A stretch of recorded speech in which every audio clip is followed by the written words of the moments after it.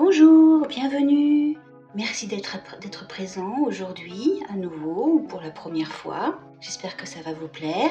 Comme chaque instant de vie est un nouveau départ, eh bien aujourd'hui nous allons étudier l'écrit du Nouvel An de Nichiren Daishonin, l'écrit numéro 172. Je vais vous lire les points de repère. Nichiren envoya cette lettre à l'épouse d'Omosu pour la remercier des offrandes qu'elle lui avait fait parvenir au début de l'année. On ignore de quelle année il s'agit. Omosu tirait son nom de la région où était établi son domaine, dans le village d'Omosu, dans le district du mont Fuji, dans la province de Suruga. Cet homme s'appelait en fait Ishikawa Shinbei Yoshisuke. Son épouse était la sœur aînée de Nanjo Tokimitsu. Dans cette lettre, Nichiren explique le principe sous-jacent aux 10 états de façon simple et poétique, révélant que bouddhéité et enfer résident au sein même de la vie de chacun. Celui qui a le cœur plein de haine fait l'expérience de l'état d'enfer, tandis que celui qui a foi dans le Sutra du Lotus connaît l'état de Bouddha. L'écrit du Nouvel An de Nichiren Daishonin. J'ai bien reçu les 100 mochi et la corbeille de fruits que vous m'avez fait parvenir. Le jour de l'an marque le premier jour, le premier mois, le commencement de l'année et le début du printemps. Celui qui célèbre ce jour gagnera en vertu et sera aimé de tous, de même que la lune s'arrondit à mesure qu'elle va d'ouest en est et que le soleil brille de plus en plus en se déplaçant d'est en ouest. Tout d'abord, en ce qui concerne l'emplacement exact de l'enfer et du Bouddha, il est dit dans un sutra que l'enfer existe sous terre et dans un autre que le Bouddha réside à l'ouest. Mais une recherche plus attentive révèle que l'un et l'autre existent dans notre corps de 5 pieds de haut. C'est sans aucun doute exact car l'enfer est dans le cœur de celui qui intérieurement méprise son père et délaisse sa mère. On pourrait comparer cela à la graine de lotus qui contient à la fois la fleur et le fruit.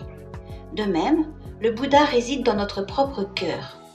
Le silex, par exemple, a le pouvoir de produire du feu et les pierres précieuses ont une valeur intrinsèque.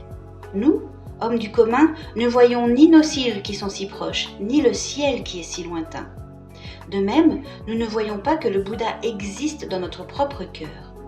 Vous vous demandez peut-être comment le Bouddha peut résider en nous alors que notre corps, ayant son origine dans la semence et le sang de nos parents, est la source des 3 poisons et le siège des désirs charnels. Mais de multiples considérations prouvent la justesse de cette conception. La pure fleur de lotus s'épanouit sur un étang boueux. Le bois de santal parfumé sort du sol. Les gracieuses fleurs de cerisier proviennent des arbres. La belle Yang Gifei était la fille d'une femme de basse condition. Et la lune s'élève de derrière les montagnes pour les éclairer. Le malheur sort de notre bouche et provoque notre perte. Mais le bonheur provient de notre cœur et nous rend dignes de respect. La bonté de celui qui fait des offrandes au Sutra du Lotus au début de la nouvelle année est comparable aux fleurs de cerisier qui s'épanouissent sur les arbres, au lotus qui s'ouvre sur l'étang, aux feuilles de santal qui se déploient sur les montagnes neigeuses ou à la lune qui se lève. En devenant l'ennemi du Sutra du Lotus, le Japon s'attire aujourd'hui des malheurs de plus de 1000 ris à la ronde. À la lumière de ce principe, ceux qui croient maintenant dans le Sutra du Lotus attireront le bonheur depuis plus de 10 000 ris alentour. L'ombre est produite par le corps et, de même que l'ombre suit le corps, le malheur s'abattra sur le pays de ceux qui sont hostiles au Sutra du Lotus. En revanche, ceux qui croient au Sutra du Lotus sont semblables au santal et à son parfum. Je vous écrirai encore. Nichiren, le 5e jour du 1er mois, réponse à l'épouse d'Omosu.